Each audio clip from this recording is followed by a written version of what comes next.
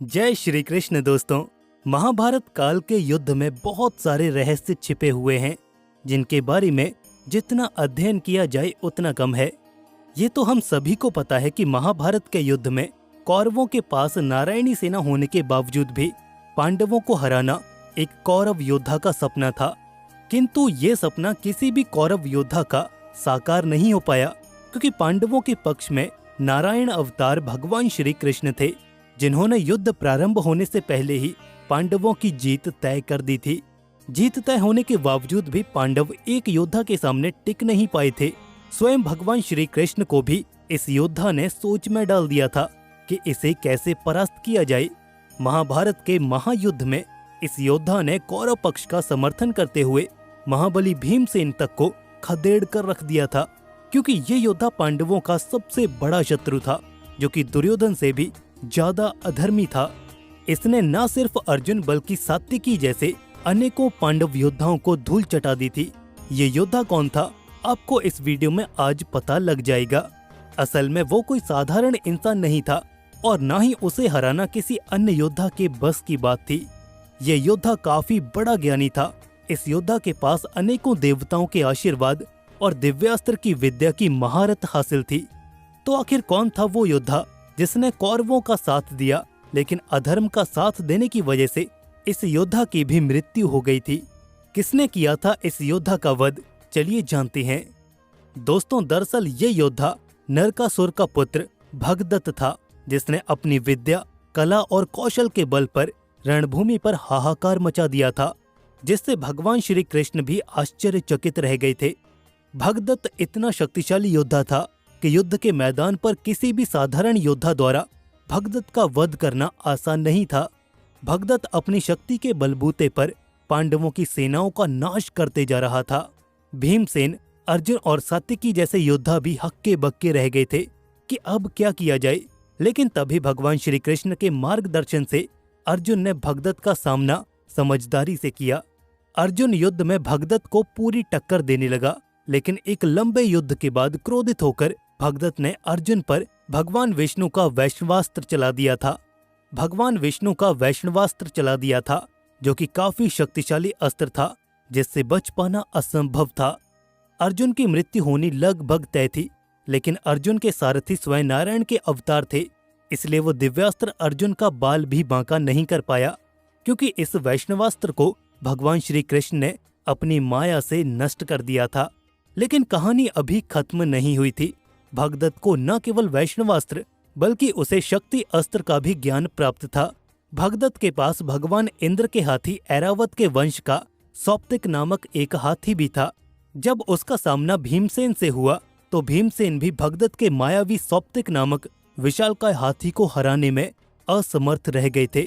हालांकि भीमसेन में असंख्य हाथियों का बल था, लेकिन इंद्र ने जिस ऐरावत हाथी के द्वारा दैत्यों और दानवों पर विजय पाई थी, उसी के वंश में उत्पन्न सौप्तिक नामक हाथी पर सवार भगदत्त ने भीमसेन पर चढ़ाई कर दी थी।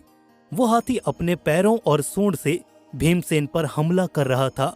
भीमसेन का अपने जीवन में पहली बार ऐसे मायावी हाथी से सामना हुआ था, इसलिए भीम अपने बचाव के लिए इधर उधर भागने लगे, जिससे हाथी काफी क्रोधित हो गया था। लेकिन भीम के साथ धर्म का साथ जुड़ा हुआ था, जिसकी वजह से भीम ने अंत में उस हाथी को चकमा दे दिया और वो उसी के शरीर में छुप गए, जिसकी वजह से जैसे ही उस हाथी का ध्यान भटका, भीमसेन मौका पाकर वहां से भाग गए। उसके बाद युद्ध का ये दिन समाप्त हो जाता है। युद्ध के अगले दिन भगदत्त और अर्जुन पुनः आमने सामने आते हैं। दोनों ही योद्धा एक दूसरे के प्राण लेने को बेचैन थे, क्योंकि इससे पहले जब भी इनका सामना हुआ था, उन युद्धों का कोई भी परिणाम नहीं निकला था। महाभारत के युद्ध से पहले भी इनकी एक बार टक्कर हो चुकी थी। तब अर्जुन और भगदत्त के बीच इतना भयंकर युद्ध हुआ था कि उस युद्ध को खत्म करने के लिए खुद देवराज इंद्र को आना पड़ा था। लेकिन अब की बार इस युद्ध के दिन पांडव और भगवान श्री कृष्ण पूरी योजना के साथ उतरे थे। असल में भगवान श्री कृष्ण जानते थे कि भगदत्त को अंधा करके ही मारा जा सकता है, लेकिन युद्ध शुरू होते ही भगदत्त ने पांडवों को अपने आसपास तक भटकने नहीं दिया। भगदत्त ने फिर से वैष्णवास्त्र का प्रयोग कर दिया, किंतु भगवान श्री कृष्ण ने फिर से पांडवों को बचा लिया। तभी भगवान श्री कृष्ण के इशारा करने पर अर्जुन ने मौका पाते ही भगदत्त की एक आंख की पुतली फोड़ डाली, जिससे भगदत्त अंधा हो गया और दर्द से तड़प उठा। जिसके बाद अर्जुन ने अपने एक साधारण बाण से भगदत्त का वध कर दिया।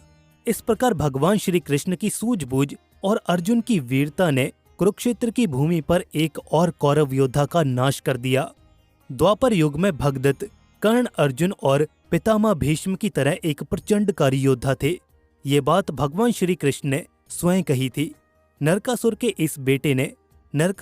इस बेटे ने देवासुर संग्राम में राक्षसों का साथ भी दिया था।